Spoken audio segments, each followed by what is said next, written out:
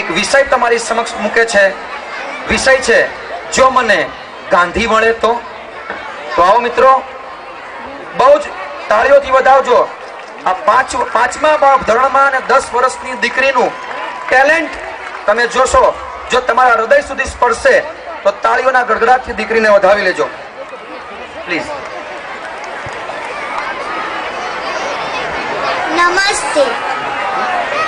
પરમ સતી ગુરુજનો અને વડીલો, અપૂર્વ દીદીપ્યમાન ચેતનાનો તારણ જણે જાઉં એને શોધવાના સ્વપ્ન સામું મળે. સાચે આમ જ બને કે ઉઘાડું અંતરની આંખો અને સામે મને ગાંધી મળે.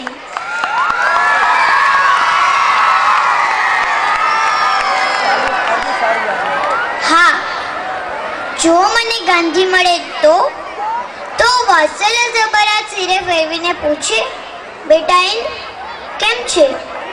ભીતરમાં કંઈક ચળવળાટ થાય અને અંતર અતીતની ગર્તમાં ડૂબી જાય કે સત્ય સદાચાર અને અહિંસાના પરમ આગ્રહી મોહનદાસ કરમચંદ ગાંધી અહીંયા ક્યાંથી?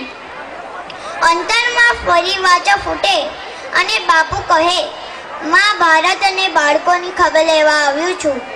જીવનભર સત્યનું આચરણ કર્યું ને તેની આ ફલશ્રુતિ છે કે ફરી એકવાર અહીંયા આવવા મળ્યું.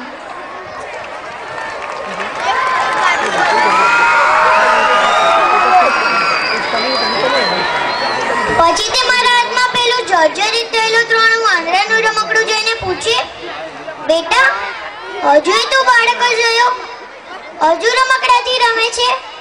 પણ બાપુ, એ મારું પ્રિય રમકડું છે. સાંભળીને ક્ષણભર રખાઈ જાય. ચશ્માની તો હરાજી થઈ ગઈ, પણ ટેવ એટલે ખાલી નખ ઉપર પહેલી આંગળી મૂકીને કહે, મારું પણ એ પ્રિય રમકડું છે. પણ એને સાંભળતું નથી, જોતું નથી અને બોલતું નથી.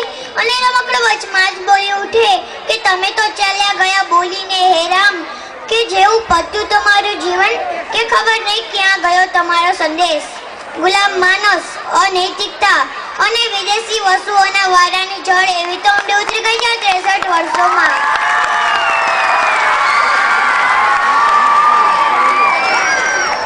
કે સત્ય, અહિંસા અને સ્વદેશ પ્રેમ માટે તો તમારે એકલો જ ઘૂંટાવવો પડશે. મહાભારતની અદ્વિતીય સંસ્કૃતિ અને અનુપમ પ્રકૃતિની લહેરાતી કસુંબર ચૂંદડીને તમારા કેટલાક બાળકોએ સ્વાર્થની કાટાળી જાળીમાં ફેરવીને ચિત્ર હાલ કરી નાખી છે. બાપુ, મહાભારતની આ અવદશા થઈ છે તમારા ગયા પછી. મારા પ્રિય રમકડા અને બાપુ વચ્ચેના સંવાદથી મને કદાચ મેઘાણીજી સમજાય અને બાપુ વચ્ચે કહેવાની ઈચ્છા થાય કે સત્તા નિયમોની જાલ ધારા ખેરી ચુંગાલ ભોળા કંગાલ કાજ પાસલા પસારે ધનિકોમાં લંત મુક્તિ ગરીબોના લાલ રક્ત સત્તાન ભક્તા જે શોષે કરવારે. બહુવચન સતોષા જીવન નિર્વીર થયા, બંધુત્વે સયા પ્રાણ નો વેચના માગે. જાગો જાગો ગુલામા, આવી પહોંચ્યા મુકામ, ઇન્સાફ વિતક્ત પર કલાર કાલ જાગે, તેવા ગાંધીનો દંડ ઘોર કાલ જાગે. પણ પછી કહું એમ કે બાપુ, આપની શક્તિ તો છે, જૂનું છે જમીન દોષ કરી નાખો અને નવું જમીન ફરતી ઊભું કરો.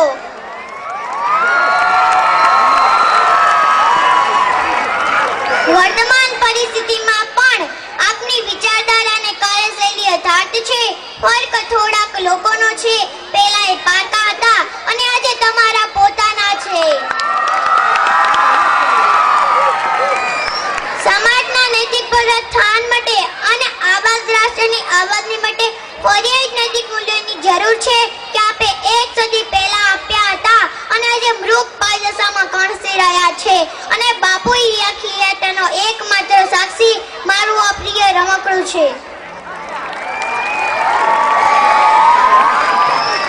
પણ આવે વખતે બાપુ મને વધારે કશું ન કહેવા દેતા પોતાના મોં પર પેલું કાયમનું બોગલું સ્મિત લાવીને એમ જ કે, જ્યારે દીવો ધરે ન કોઈ, જ્યારે ઘનઘોર તૂફાની રાતે 12 વર્ષે તને જોઈ, જ્યારે આપની વિજય સળગી જઈને સૌનો દેવો એકલો થાને રે, તારી જો હક સુણી કોઈ ના આવે તો તું એકલો જાને રે, એકલો જાને રે, તારી જો હક સુણી કોઈ ના આવે તો તું એકલો જાને રે.